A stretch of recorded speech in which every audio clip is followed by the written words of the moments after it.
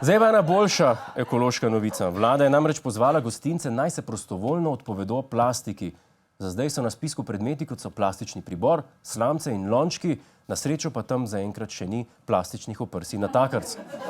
Čeprav se na prvi pogled zdi, da bodo najbolj prizadete petične restauracije, ki bodo končno morale začeti uporabljati kovinski pribor, je poziv usmerjen drugam.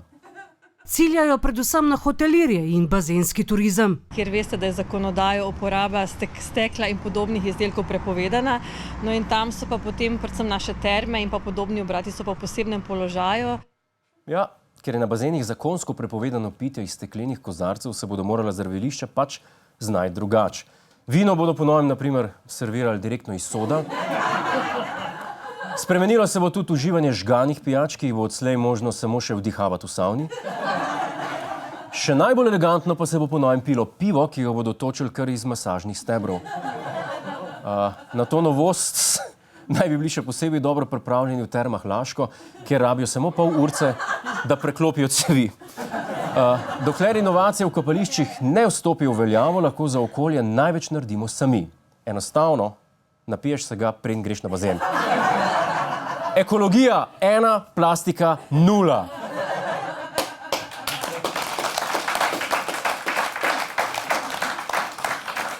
Britanska vlada je končno zaključila program vrnitve 140 tisoč potnikov, ki so zaradi propada turističnega velikana Thomas Cook ostali ujeti v tujini.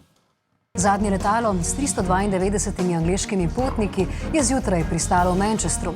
S tem se je končala največja 2 tedna trajajoča akcija vrnitve Britancev v domovino po drugi svetovni vojni.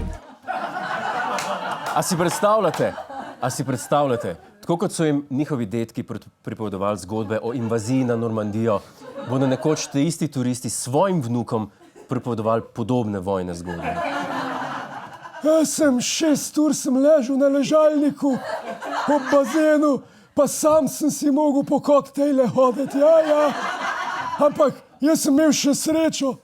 Moji tovariši sploh niso ležalnika dobili.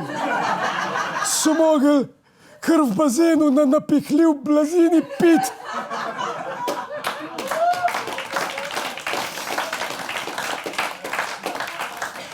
Eden izmed tesnih sodelavcev ameriškega predsednika je novinarjem razkril, da naj bi Donald Trump zaradi velikega števila ilegalnih prebežnikov na meji z Mehiko predlagal izgradnjo vodnega jaška, v katerem bi se skrivale kače in krokodili.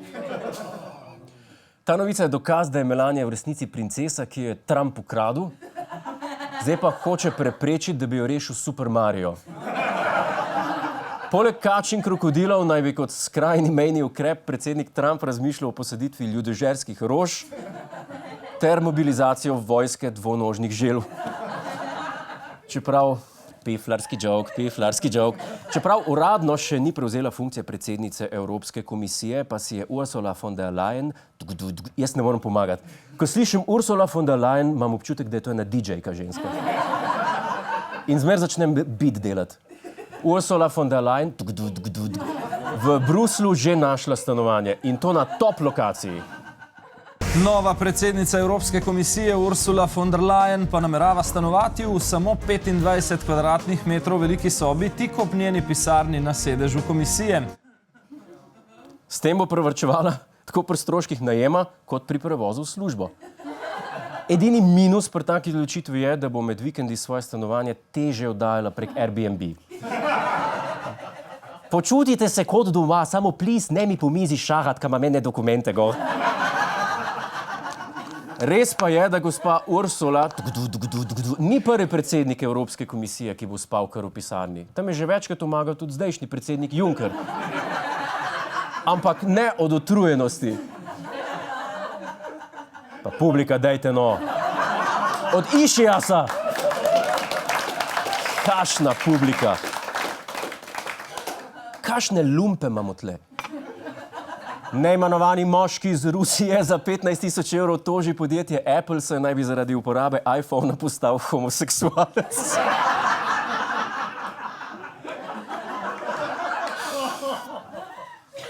Kaj točno naj bi ga vodilo v homoseksualnost, ni znano.